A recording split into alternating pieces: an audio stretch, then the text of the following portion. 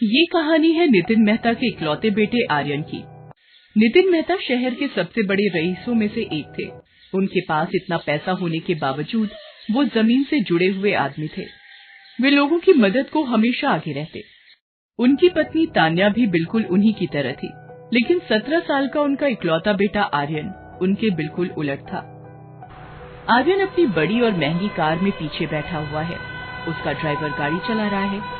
तभी एक मामूली सी दिखने वाली कार जूम करके उससे आगे स्पीड में निकल जाती है। ये देखकर आर्यन को बहुत गुस्सा आता है। ड्राइवर, सो रहे हो क्या? देख नहीं रहे वो मामूली सी गाड़ी हमसे आगे निकल गई। दबाओ एक्सेलरेटर जोर से, मुझे पीछे रहना पसंद नहीं। ड्राइवर गाड़ी की स्पीड थोड़ी तेज करता है, लेकिन अब भी उसकी गाड़ी पीछे रह जाती है। ये देखकर आर्यन का गुस्सा और भी बढ़ जाता है। Stop stop driver, I said stop the car, गाड़ी रोको। ड्राइवर गाड़ी रोक देता है। आर्यन गुस्से में उतरकर उसके पास जाता है। उतरो, नीचे उतरो, मैं चलाऊंगा गाड़ी। लेकिन बाबा, नितिन साहब को पता चलेगा तो मेरी नौकरी चली जाएगी। नौकरी तो मेरी बात नहीं मानने पर भी चली जाएगी। उतरते हो या अभी के अभी नौकरी से निकाल दूं? बेचारा गरीब ड्राइवर क्या करता। नौकरी जाने का डर जो था, उसने गाड़ी की स्टीयरिंग आर्यन के हाथों में दे दी और खुद बगल की सीट पर बैठ गया। उसके बाद तो आर्यन ने उस गाड़ी का पीछा करने के लिए इतनी स्पीड में गाड़ी चलाई कि ड्राइवर के हाथ पांव फूल गए। ड्राइवर, इंश्योरेंस है ना तुम्हारा? इंश्योरेंस? कुछ ही मिनट में आर्यन ने उस गाड़ी को कई किलोमीटर पीछे छोड़ दिया, लेकिन तेज रफ्तार और सामने से फुल स्पीड में आ रही एक गाड़ी से बचने के चक्कर में उसका नियंत्रण गाड़ी से खो गया और उसकी गाड़ी एक पेड़ से टकरा गई। गाड़ी का आगे का हिस्सा पूरी तरह डैमेज हो गया। ड्राइवर को तो कुछ नहीं हुआ, लेकिन आर्यन के सिर और पैर में मामूली चोटें आई। अब ठीक तो है ना बाबा? ठीक हूँ, बिल्कुल ठीक हूँ। क्या होना है मुझे? ड्राइवर आर्यन को लेकर एक प्राइवेट हॉस्पिटल में गया, जहाँ उसकी मरहम पट्टी हुई। जैसे ही वो सिर पर पट्टी बांधे और लंगड़ाते हुए अपने घर के गेट से अंदर आया, उसके पिता नितिन मेहता की नजर उन पर गई, जो अपने बगीचे के माली के साथ बात कर रहे थे। आर्यन को ऐसी स्थिति में देखकर दोनों भागे भागे उसके पास आए। आर्यन, ये चोट कैसे लगी बेटा? साहब, बाबा ने जिद करके गाड़ी ले ली और खुद ड्राइविंग करने लगे। आर्यन, कितनी बार तुम्हें समझाया है, तुम समझते क्यों नहीं? अगर तुम्हारा यही रवैया रहा तो मैं गाड़ी में तुम्हें बाहर भेजना बंद कर दूंगा। क्या डैड, आप भी नौकरों के सामने मुझे डांट रहे हैं? कुछ मेरी सेल्फ रिस्पेक्ट है कि नहीं? माली काका नितिन मेहता के यहाँ कई सालों से काम करते थे। वो उनके सबसे विश्वास पात्र नौकरों में से एक थे। नितिन मेहता भी उन्हें बहुत मानते थे। आर्यन को जब नितिन मेहता डांट रहे थे तो माली काका ने बचाव किया। साहब, मत डांटिए बाबा को। बाबा, आपको ज्यादा चोट तो नहीं आई? आपके पांव गर्म पानी से सेक दूं? तुम मुझसे दूर रहो, यू डर्टी माली। मुझे तुम्हारे बदन से बदबू आती है। चलो हटो यहाँ से। आर्यन, बड़ों से ऐसे बात करते हैं? तुम्हें पता है माली काका ने तुम्हें बचपन में अपनी गोद में खिलाया है। उस समय मुझे समझ नहीं थी पापा कि किसकी गोद में जाना है, किसकी गोद में नहीं। अगर ये समझ होती तो मैं इस गंदे आदमी से 50 कदम दूर ही रहता। आर्यन, अपनी लिमिट क्रॉस मत करो। सॉरी बोलो इन्हें। आई सेड से सॉरी टू माली काका। Sorry my foot. ये कहकर आर्यन वहाँ से पैर पटकता हुआ घर के अंदर अपनी माँ के पास गया। अरे, ये चोट कहाँ लगा ली तूने?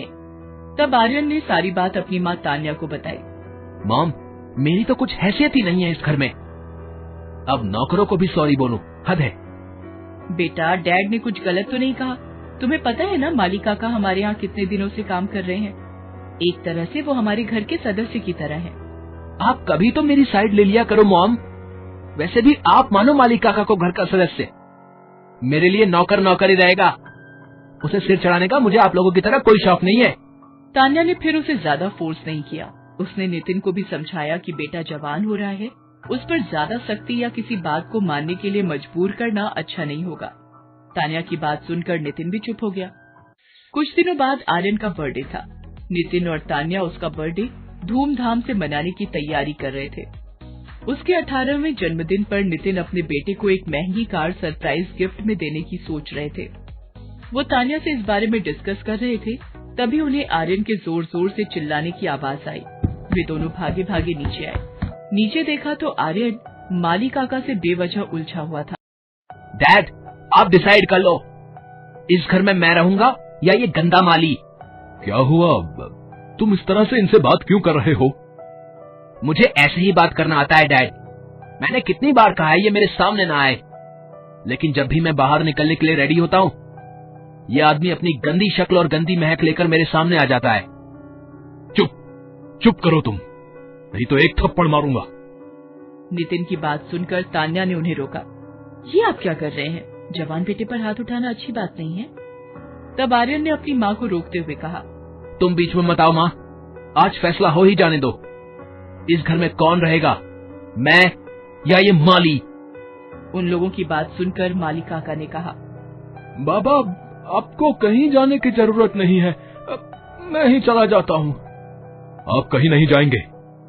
नहीं साहब, आपने मुझे बहुत प्यार दिया, मेरे जैसे छोटे आदमी को सीने से लगा कर रखा, लेकिन अब मेरी बारी है साहब। मैं नहीं चाहता कि मेरे चलते इस घर की शांति भंग हो। ये कहकर माली काका वहाँ से निकल गए।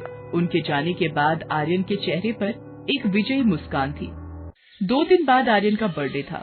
लगभग सारी तैयारी पूरी हो गई थी।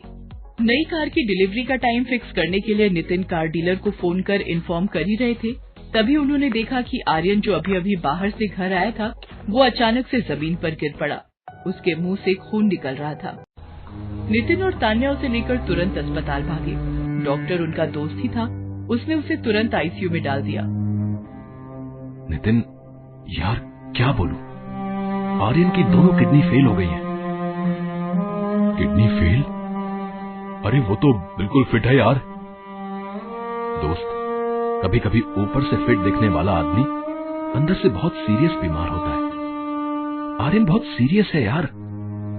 अगर 2 दिन में किडनी ट्रांसप्लांट ना हुआ तो शायद हम उसे नहीं बचा पाएंगे।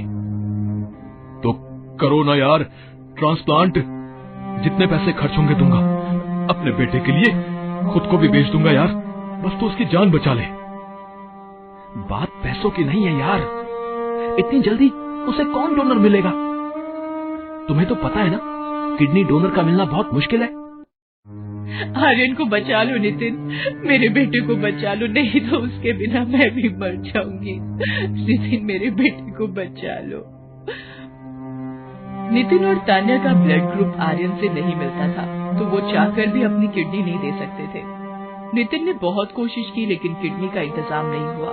अस्पताल के बाहर दोनों उदास बैठे थे। तान्या के आंसू रुक ही नहीं रहे थे। तभी माली काका की आवाज से उनका ध्यान भंग हुआ। ये सब क्या हो गया साहब, ये सब क्या हो गया? पता नहीं माली काका, ये सब कैसे हो गया। आज तक किसी का बुरा नहीं किया मैंने, लेकिन मेरे साथ।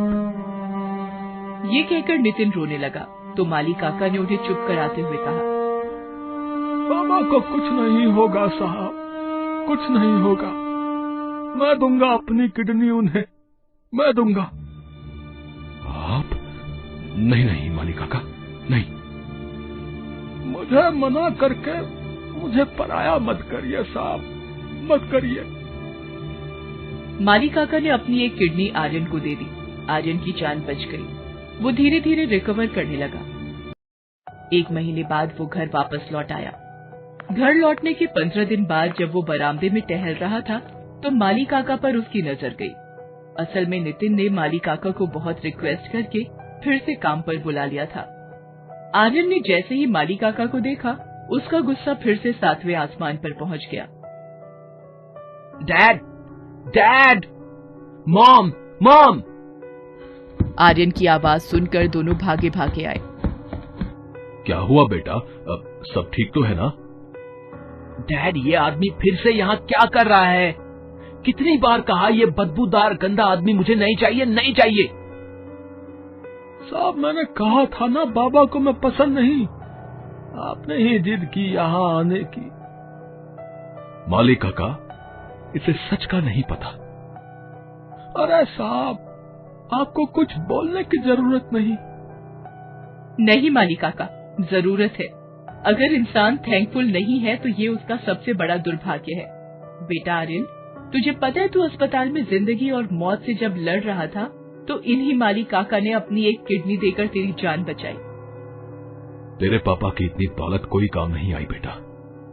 तू जिसे बदबूदार आदमी कह रहा है, इसी की बदौलत तेरी सांसें चल रही हैं। ये सब आप लोग क्या कह रहे हैं? सच बता रहे हैं बेटा, सच। आर्यन को जब सच्चाई का पता लगा तो उसे बहुत ग्लानि महसूस हुई। उसे अपने द्वारा किया गया हर बुरा बर्ताव याद आने लगा। वो माली काका के पैरों पर गिरकर माफी मांगना चाह रहा था, लेकिन ये क्या, माली काका तो वहाँ थे ही नहीं। आर्यन भागा भागा बाहर आया तो देखा माली काका सिर झुकाए वहाँ से जा रहे थे। आर्यन दौड़कर उनके पास गया और उन्हें गले से लगा लिया। माली काका, अपने बाबा को छोड़कर जा रहे हो? बाबा ने गलती की थी तो उसकी इतनी बड़ी सजा दोगे? बेटा, मैं कौन होता हूँ सजा देने वाला? वो तो मैं ही तुझे पसंद नहीं था, इसलिए जा रहा था। अब आप कहीं नहीं जाएंगे, मेरे साथ रहेंगे, मेरे साथ चलेंगे। मैंने भगवान को नहीं देखा, लेकिन भगवान जरूर आपके जैसा ही होगा माली काका, आपके जैसा ही होगा। ये कहकर आर्यन ने एक बार फिर से माली काका को गले से लगा लिया। अब उसे उनके शरीर से बदबू नहीं आ रही थी, बल्कि महक आ रही थी, प्रेम की, त्याग की और अपनेपन की। Thanks for watching.